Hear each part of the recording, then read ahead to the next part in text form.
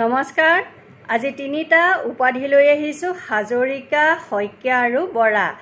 এই তিনি উপাধি বা বিষয়বাব সৃষ্টি হৈছিল স্বৰ্গদেউ প্ৰতাপ সিংহৰ দিনত। হাজৰিকা বিষয়বাব পোৱাজনে 1000 গোট পাইক পাইছিল।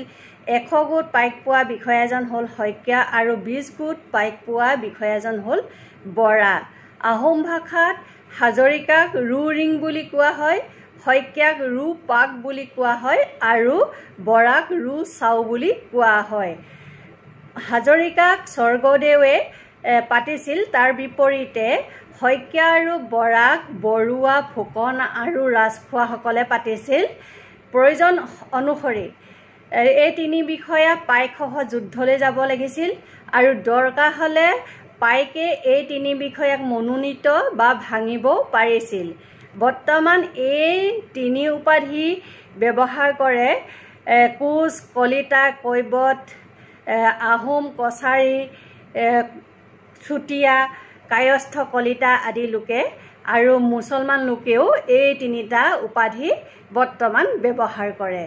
ধন্যবাদ।